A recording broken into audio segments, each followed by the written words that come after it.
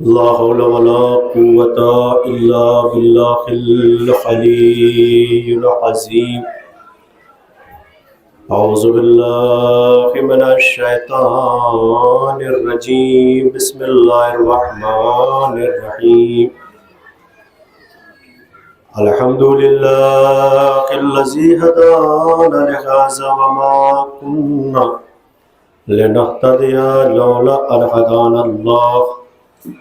لقد جاءت رسل ربنا بالحق ثم الصلاة والسلام على مولانا صاحب دعوة النبوية وصولة الحيدرية وعصمة الفاطمية وسل الحسنية وشجاعة الحسينية وعبادة السجادية والمعاصر الباقرية والحلوم الجعفرية والحلوم القاسمية وحجة رزوية وجواد تقوية ونقابة نقبية وحيبة الأسكرية وغيبة الافية.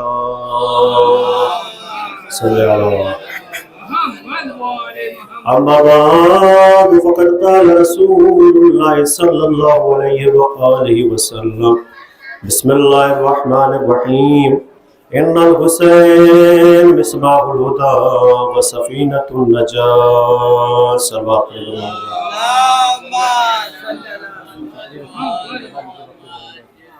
بار دیگر صلوات پڑھے آپ حضرات. مومنین اکرام، لائق صد احترام، ماتم داران امام مظلوم کربلا، یقیناً شب شہادت چوتھے امام زین العابدین علیہ السلام ہے،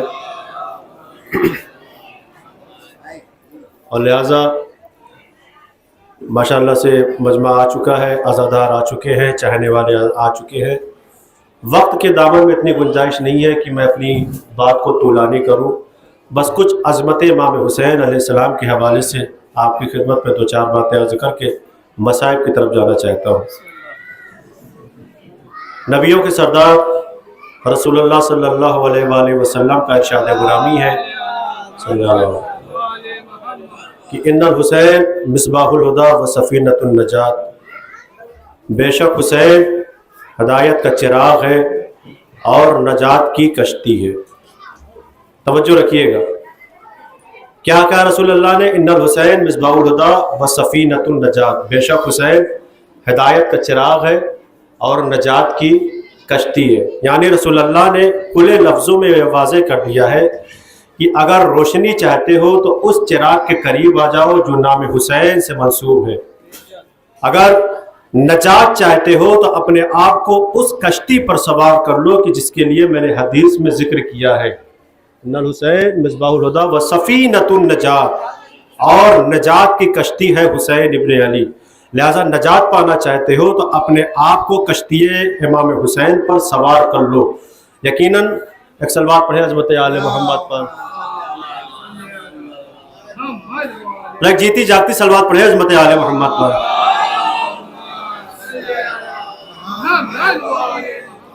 یہ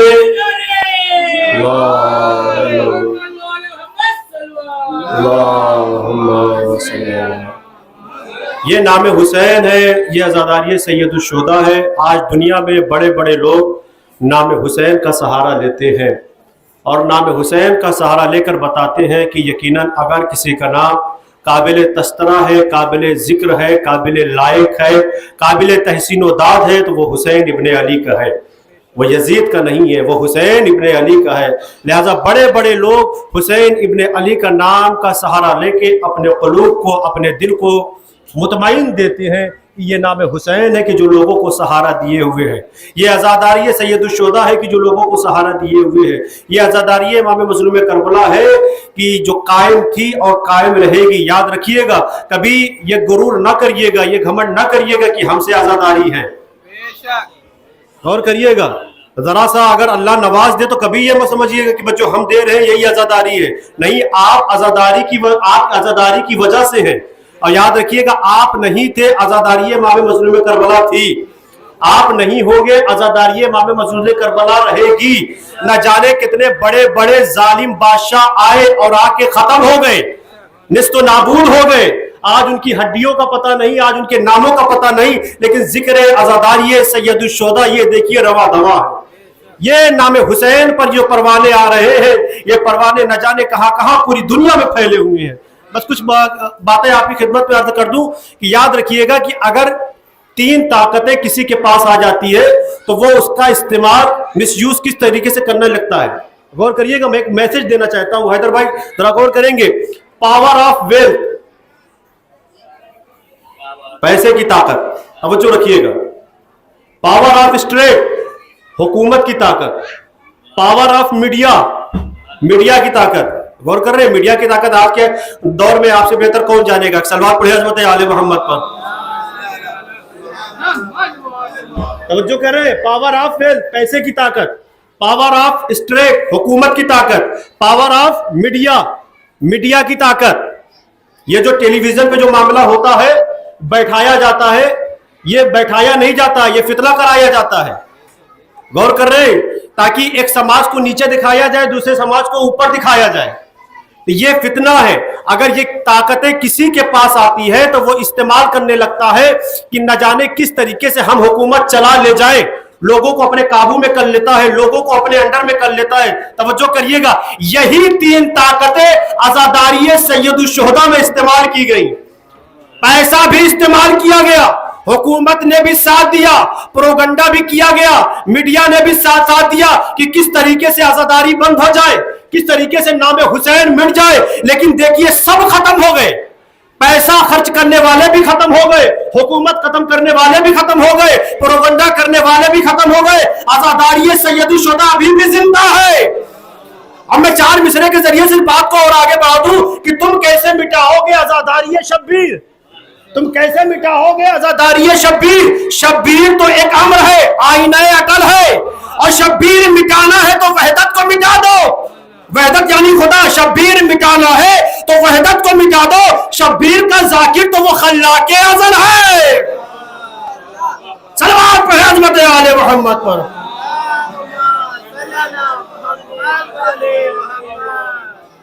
غور کر رہے ہیں. تو تینوں طاقتوں کا استعمال کیا گیا عزاداری سید الشہداء کے لیے کہ عزاداری سید الشہداء بند ہو جائے. لیکن قسم بخدا کہ یہ نام حسین ہے, یہ عزاداری سید الشہداء ہے جو رواں دواں ہے.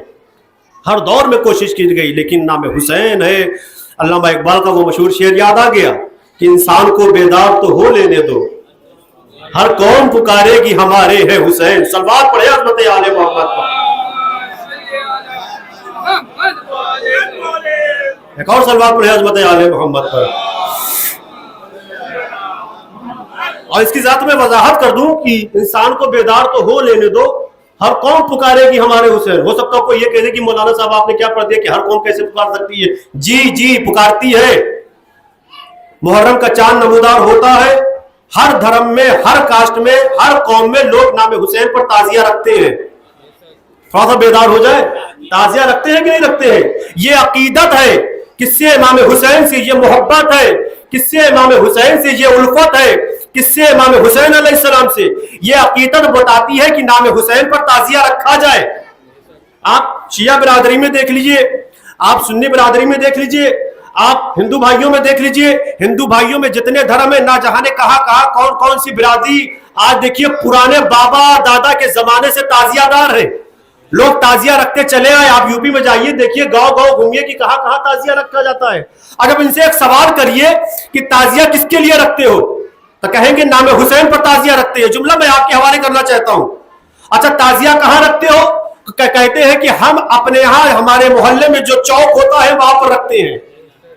ہم نے نام حسین سے ایک چوک منسوب کر دیا ہے, اسی چوک پر ہم تعزیہ رکھتے ہیں. اب ان سے یہ پوچھا جائے کہ پھر تعزیہ کرتے کیا ہو, تعزیہ کرتے کیا ہو بعد میں؟ پھر یہی کہیں گے کہ ہم کربلا لے کے جاتے ہیں, ہم کربلا لے کے جاتے ہیں. ان سے پوچھ لیجئے کہ بھائی آپ کربلا لے کے کیوں جاتے ہو؟ قبرستان لے کے چلے جاؤ یا کہیں اور لے کر چلے جاؤ. تو عجب نہیں, ساری قوم یہی مل کے کہے گی کہ مولانا صاحب جو جی کے مر جائے وہ قبرستان جاتا ہے. نہیں غور کیا آپ نے؟ جو جی کے مر جائے وہ قبرستان جاتا ہے، جو مر کے جی جائے وہ کربلا جاتا ہے۔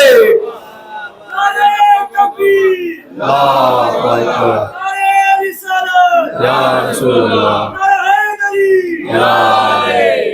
بابا سے بلند نعرہ صلوات۔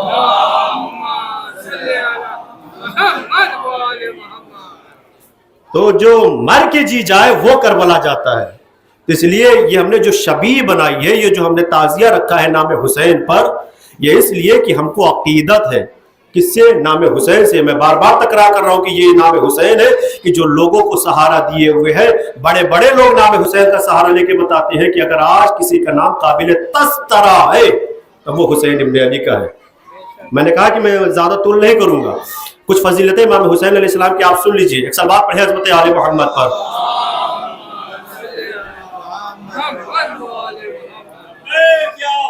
لبیک یا حسین، مل کے بولے لبیک، پیچھے تک بھی لبیک یا حسین یا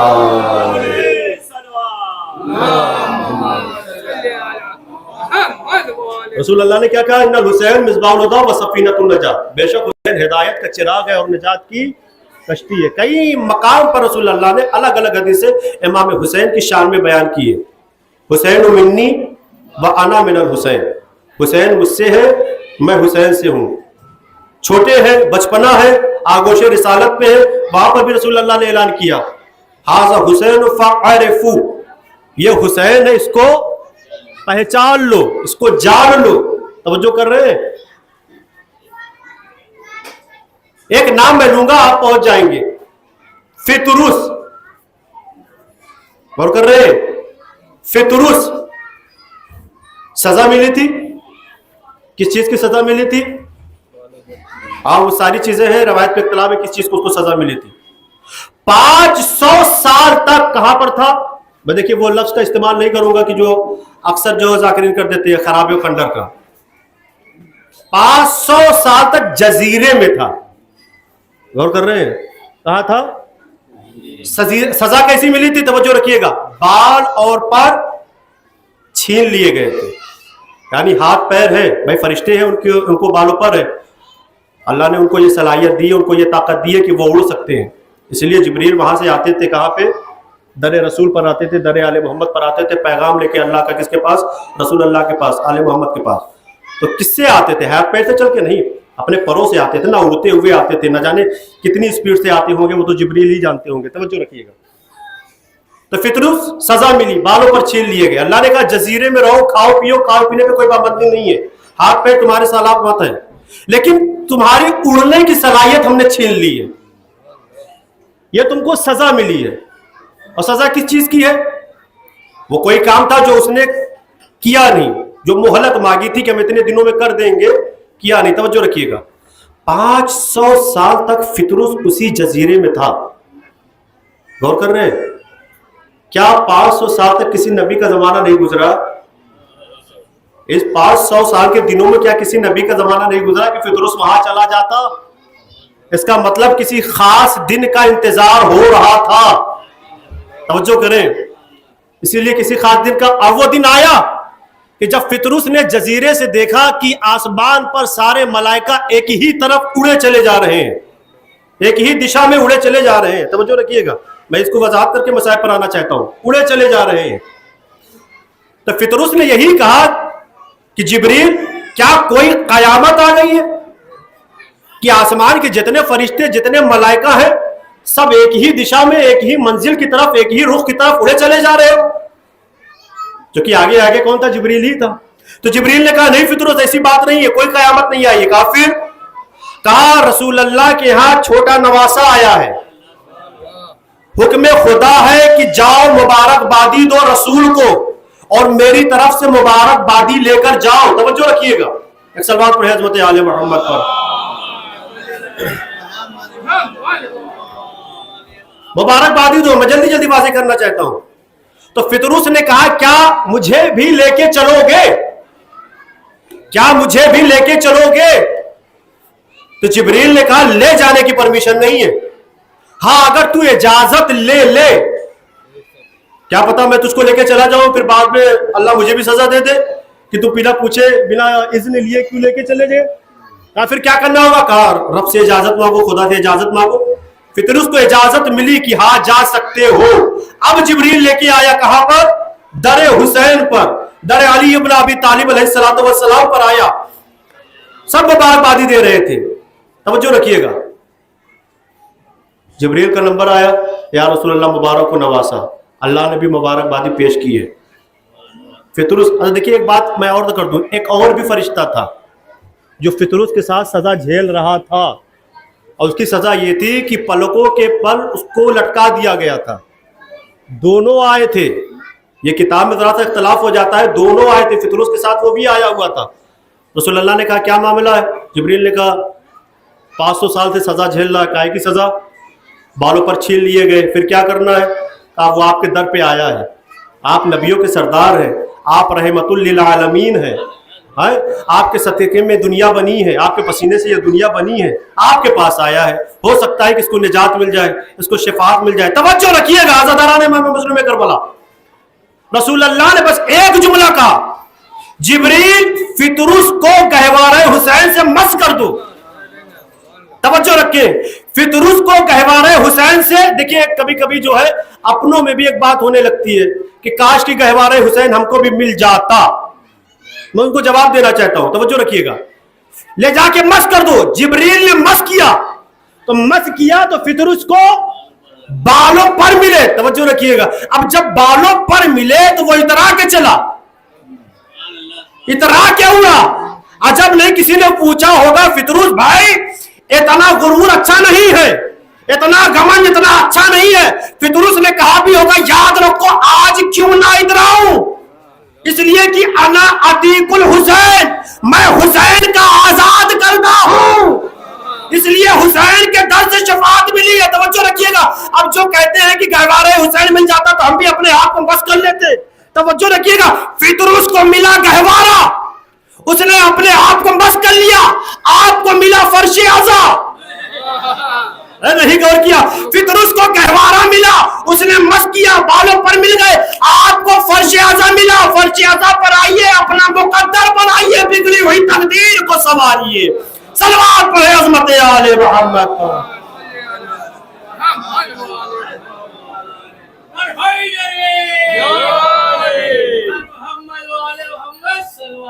اللہم صلی علی محمد.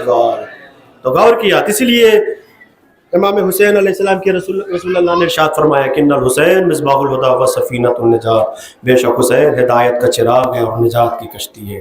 یقیناً یہ نجات کی کشتی دین اسلام کو بچانے کے لیے 28 رجب المرجب 60 ہجری کو مدینے سے نکلی ہے اور 3 شعبان المعظم کو مکہ میں پہنچی ہے.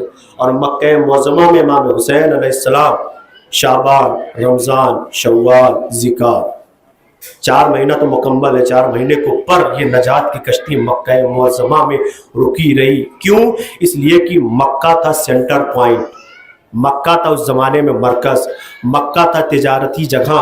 لوگ آتے تھے، ایک دوسرے سے ملتے تھے، خانہ خدا کی عبادت کرتے تھے، حج کرتے تھے، عمرہ کرتے تھے. اس لیے امام حسین علیہ السلام نے موقع دیا ہے کہ یہ نجات کی کشتی رکی ہوئی ہے، جس کو سوار ہونا ہے وہ سوار ہو جائے. شورائے کرام تشریف فرمائے. ایک شعر کہہ کے میں مسائل کی طرف جانا چاہتا ہوں کہ طواف خانہ کعبہ میں مصروف تھے حاجی. نجات کی کشتی رکی تھی نا، طواف خانہ کعبہ میں مصروف تھے حاجی، بہت قریب سے گزری نجات کی کشتی. یقیناً اگر نجات کی کشتی کی اہمیت کو سمجھ جاتے تو وہ اس کشتی پر سوار ہو جاتے اور یقیناً ان کو نجات مل جاتی. بازاداران امام مظلوم کربلا امام حسین علیہ السلام کربلا کے میدان میں ہیں. سارے مصائب آپ نے سنے ہیں. آج شب شہادت چوتھے امام ہے، لہذا اس حوالے سے 2-4 مسائل سن لیجیے. اس لیے آپ آمادہ ہیں ماتمداری کے لیے، پرسہ پیش کرنے کے لیے وقت کے امام کو ان کے جد کر. امام حسین علیہ السلام کے سر و تن میں جدائی ہو گئی. 10 محرم کو امام حسین کے سر و تن میں جدائی ہو گئی. آواز غیبی آئی، حسین قتل کر دیے گئے. حسین شہید کر دیے گئے۔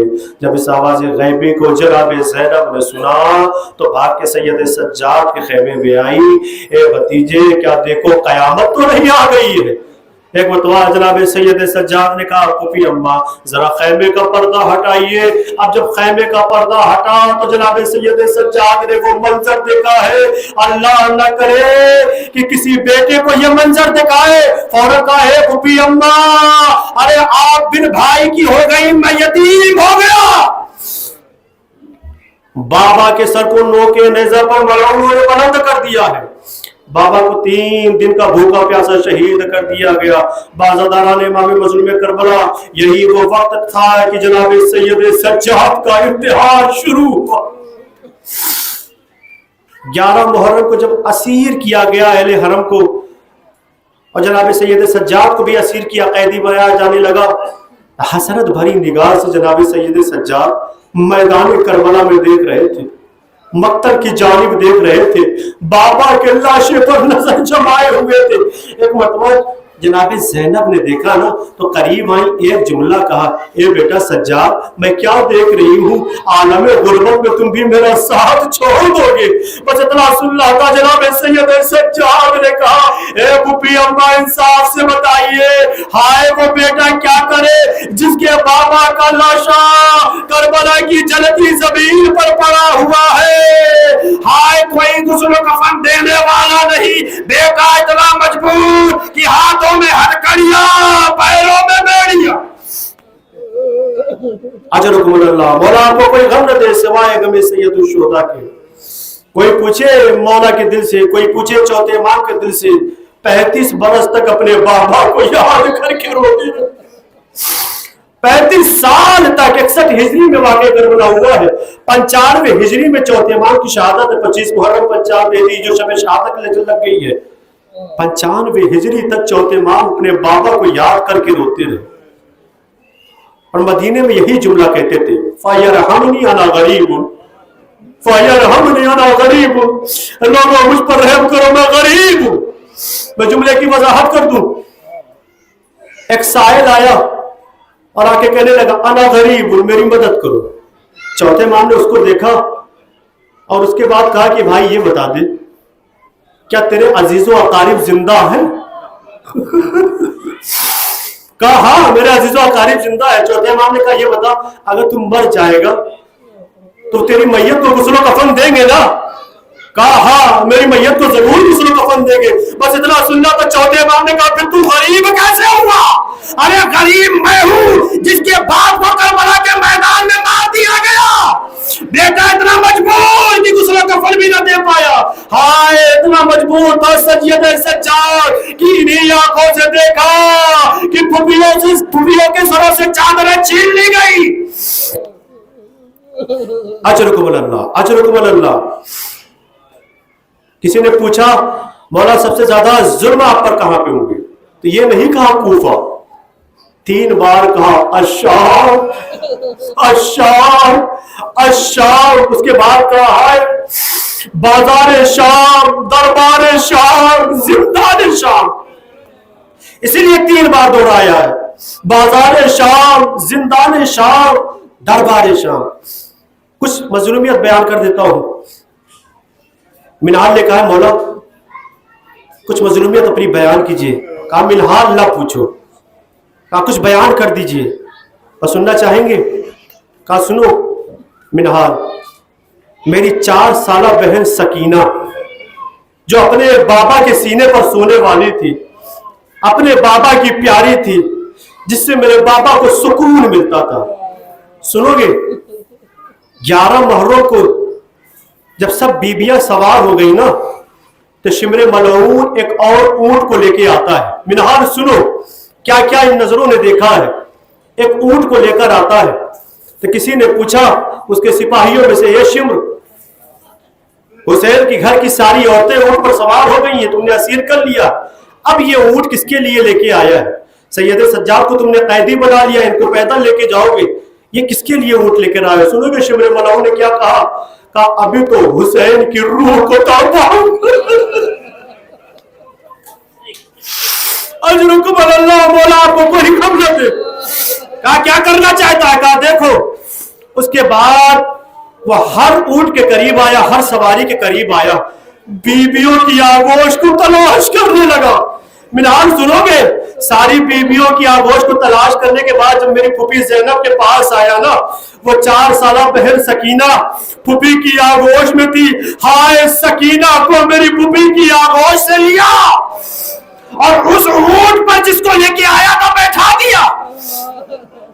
خود اس کے سپاہیوں نے کہا کہ ایسا مت کر، بچی چھوٹی ہے، اونٹ چلے گا نا تو بچی گر جائے گی. آپ نے دیکھا ہوگا نا، اونٹ کی پشت پہ جو کوہان ہوتا ہے وہ سینٹر پہ ہوتا ہے. جب اونٹ چلتا ہے نا تو کوہان آگے پیچھے ہوتا ہے، اس لیے جو بیٹھتا ہے بڑی مضبوطی کے ساتھ بیٹھتا ہے. جب یہ قافلے کو آگے لے کے چلے ہیں نا تو جناب سکینہ روتی رہی، اے بابا بچا لو، اے چچا بس آؤ اپنی بھتیجی کی مدد کرو. لیکن کہاں تک جناب سکینہ اپنی حفاظت کر پاتی؟ ایک وقت ایسا آیا کہ سکینہ اونٹ کی پشت سے زمین پر. یہی وہ وجہ تھی کہ سر حسین آگے نہیں بڑھ رہا تھا. میں نے روایت کو چھوڑ دیا. لوگوں نے کہا اے شمر ترس کھا، بچی کو اس کی پھوپھی کے پاس بھیج دے. اس نے کہا نہیں، ابھی تو حسین کی روح کو تڑپایا، اب عباس کی روح کو تڑپائے گا. سنیں گے شمر ملعون نے کیا کیا؟ اونٹ کو بیٹھایا، جناب سکینہ کو اونٹ کی ننگی پشت پر باندھ دیا.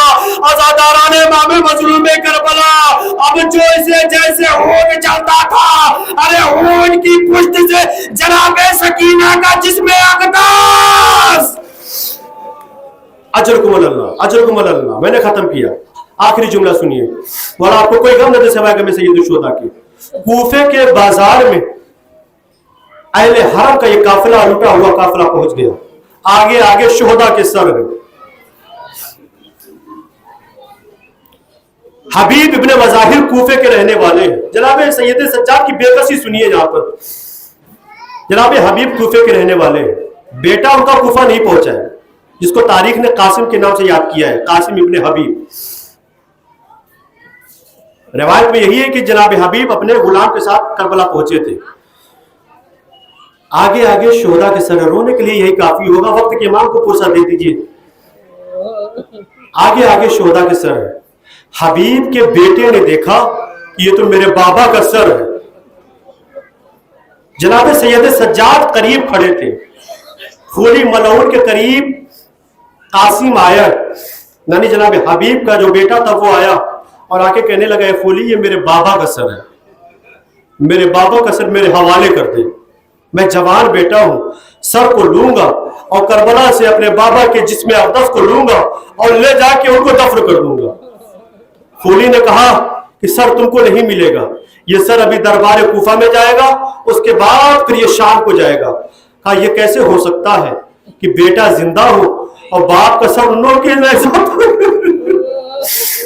خولی نے کہا بچے چلے جاؤ یہاں سے. کوفے کے رہنے والا تھا نا حبیب ابن مظاہر، کوفے کے رہنے والے تھے نا، تو اتنی تو شہریت کوفے میں جناب حبیب کی بھی تھی کہ قاسم گیا، کچھ جوانوں کو لے کر آئے اور خولی پر حملہ کیا. سنیں بس میں نے ختم کیا.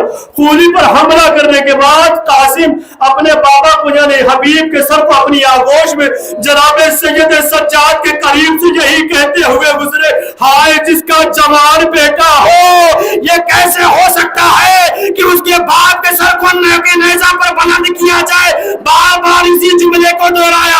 ارے جناب سید سجاد نے سنا، بابا کے سر کی طرف مکھاتی ہوئے، اے بابا، ارے حبیب کا بیٹا اپنے باپ کے سر کو لے کے گیا، لیکن ہائے سجاد اتنا مجبور، ہاتھوں میں ہتھکڑیاں، پیروں میں بیڑیاں، گلے میں تو کمر میں لنگر. ہائے سجاد اپنی بے کسی کس سے بیان کرے. انا للہ و انا الیہ راجعون. رضم بقضائہ و تسلیما لامر. لعنۃ اللہ علی القوم الظالمین. سیعلم الذین ظلموا ایم منقلب ینقلبون.